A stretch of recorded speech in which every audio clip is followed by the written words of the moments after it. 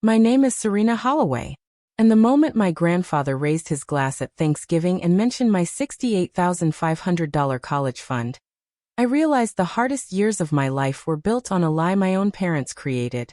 The dining room smelled like roasted turkey and polished wood, the kind of place where everything looked perfect, even when nothing actually was. My family loved appearances. Perfect table settings. Perfect smiles. Perfect conversations. Except for the truth. I sat near the end of the long table like I always did, wearing the same dark sweater I'd owned since my second year of college. It still fit, barely, but buying new clothes had never been an option. Tuition bills didn't wait for fashion.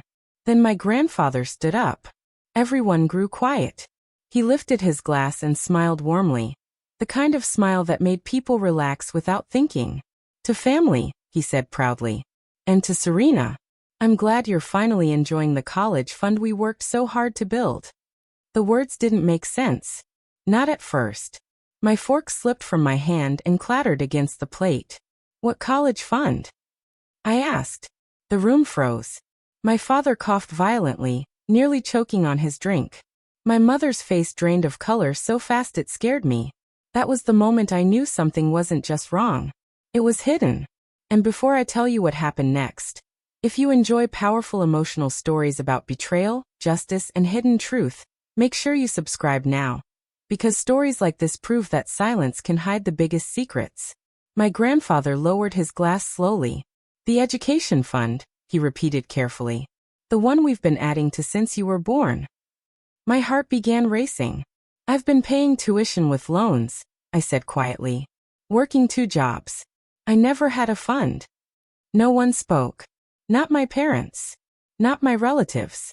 Not even the people who always had something to say. That silence confirmed everything. They knew. Everyone knew.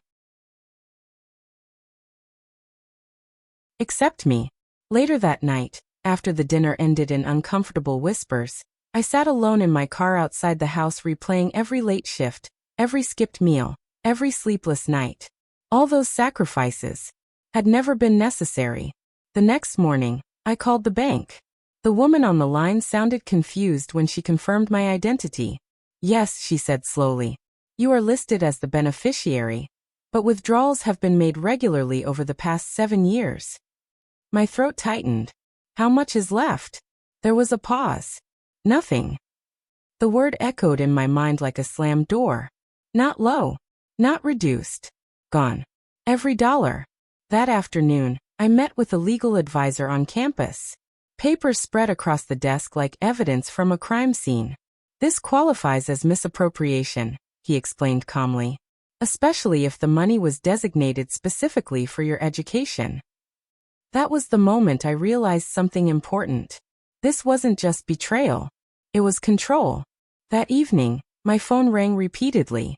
Messages poured in from my parents. Apologies mixed with excuses. We planned to replace it. It was temporary. You're strong, you managed. That sentence stayed with me. You managed. As if survival meant I didn't deserve support. Days later, my grandfather called me personally. His voice sounded older than I remembered. Serena. I trusted them, he admitted quietly. But I won't let this continue. That was when everything shifted. He didn't shout. He didn't threaten. He acted.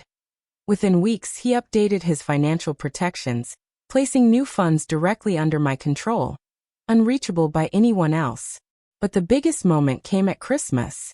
When our family gathered again. Same house. Same table. Same forced smiles. Except this time, I didn't sit quietly.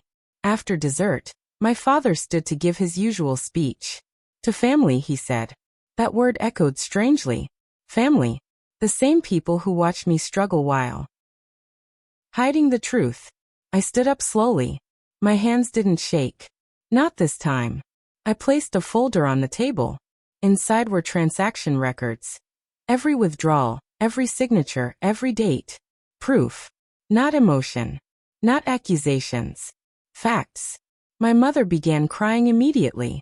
My father's face hardened. You involved lawyers? He asked. I protected myself, I replied.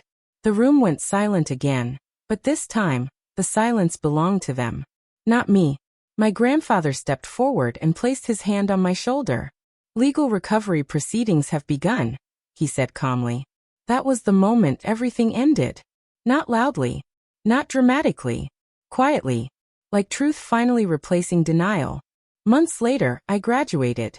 Not wealthy, not famous, but free. I moved into a small apartment filled with sunlight, the kind of place that felt like possibility instead of survival. Paid down part of my student debt. Started my first full-time career. And for the first time in my life, I understood something powerful. The worst betrayal isn't losing money. It's losing trust. And the greatest victory isn't revenge. It's rebuilding your life, without waiting for permission.